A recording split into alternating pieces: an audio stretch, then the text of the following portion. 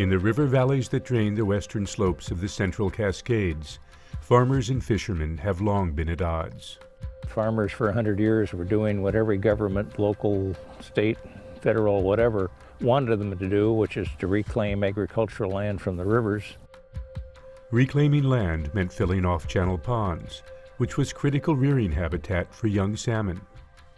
People like my grandfather and great-grandfather filled them in when they first got here because they thought that was the thing to do. The lines of the conflict seemed clear. What benefited the farmers reduced the habitat for fish and had an increasing impact on the tribes whose ancestors had fished for salmon in Puget Sound for thousands of years. Working with farmers we had never done before. They were the adversary because the use of lands adjacent to river systems seemed to denigrate them. So we were not on a first-name basis with the farmers. And dealing with fisheries issues, farmers have been very leery about what tribes want, and tribes are pretty leery about what farmers wanted. I was very leery of working with a tribe, and I think the tribe probably was very leery of working with farmers. For years, this mutual distrust persisted. The story of how it was overcome takes place in the valley where the Snoqualmie and Skykomish rivers join to form the Snohomish. In the Lushootseed language of the Coast Salish people, Qualco means two rivers coming together.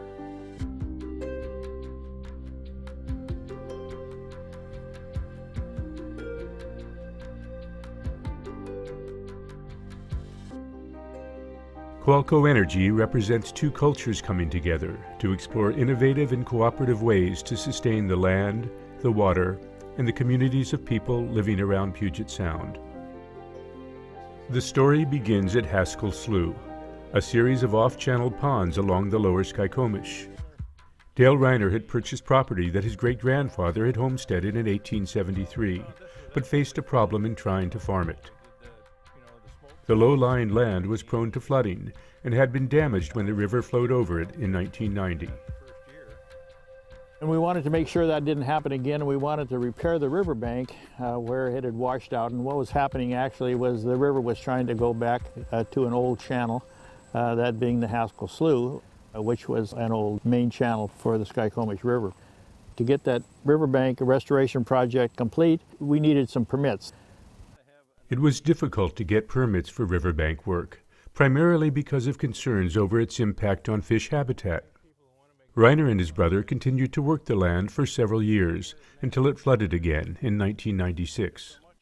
We decided we could surely use some help from the environmental community, and we wanted to work with them and have them on our side rather than to fight them as we tried to get permits to protect our property from encroachment by the Skykomish River.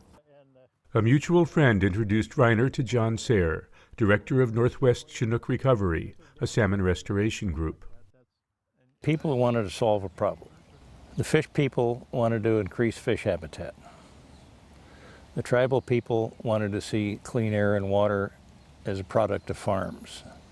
The farmers wanted to be able to continue farming efficiently, and they wanted to be able to prevent the river from destroying what they and their families had taken hundreds of years to build in some cases. And John came out to look at the farm and the property. I'd never met him before, and he just was ecstatic when he looked at the possibilities we had with the Haskell Slough.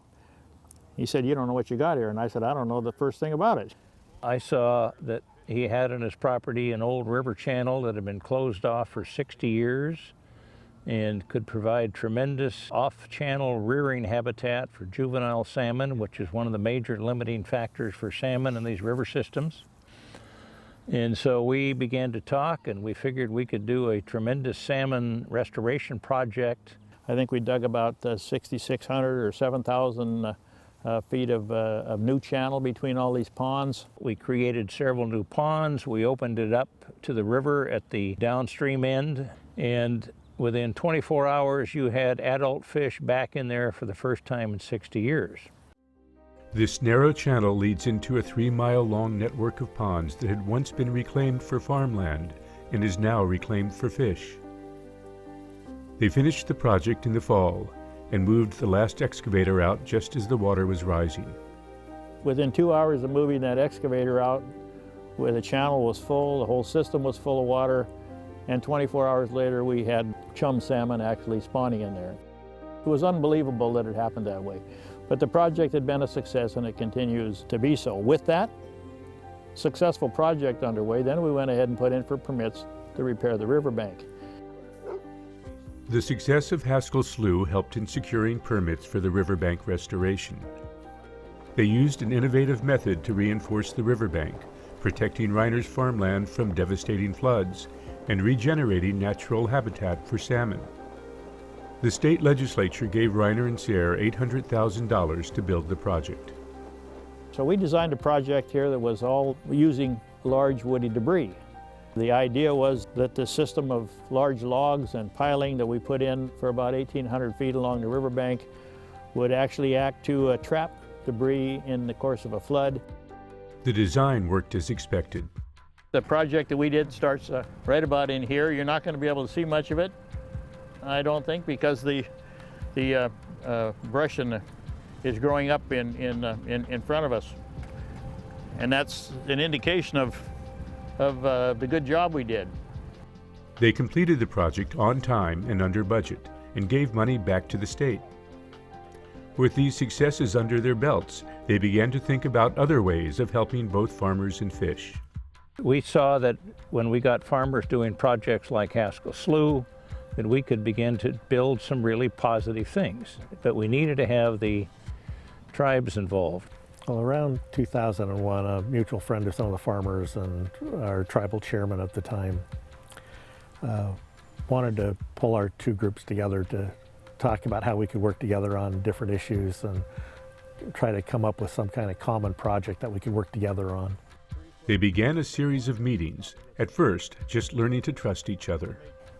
And this went on for almost 2 years, and out of that developed some strong relationships and friendships. It's been a very great experience that way. It was open, honest communication that it really allowed us to get there. The opportunity to work with the farmers to improve our environment, whether it be through farms, through trees, through salmon, was of a topmost priority.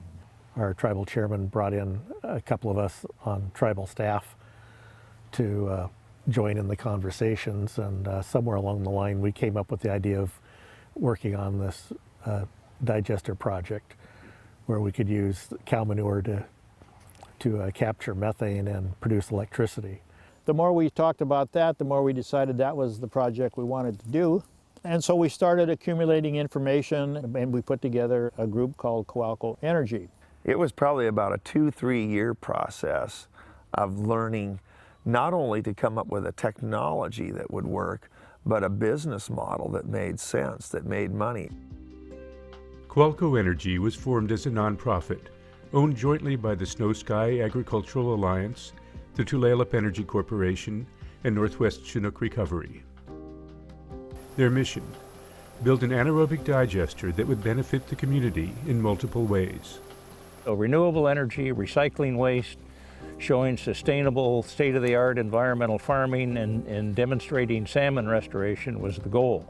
And thought it would be good for the environment because it would help keep some of the nutrients and bacteria from the raw cow manure from washing into the streams and rivers, and could help the farmers by reducing some of their nutrient management cost and allowing them to grow their herd sizes.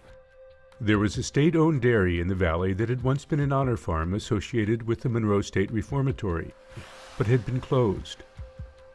The state legislature donated the farm as the location for the Qualco digester. They secured a federal renewable energy loan, a grant from the Department of Agriculture, and were ready to go. In December of 2008, biogas from the first phase of Qualco Energy's anaerobic digester began generating electricity. Today, it puts out enough on a steady basis to power 300 homes. Qualco has been so successful at creating biogas that they could currently generate enough for 800 homes.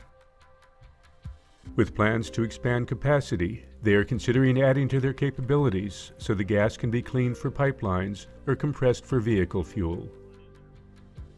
But the gas is only part of the benefit that Qualco provides. The digestion process breaks down cow manure and other waste products, rendering them into safe fertilizers and soil amendments. The salmon, where it all began, live in a cleaner river, and the Qualco board is planning the first river restoration project to be paid for by revenue from sales. Two cultures that had long been distrustful of each other, with separate goals, came together at the place where two rivers meet, acknowledging that ultimately we share one place, and everyone wins when we find mutual ways to sustain it.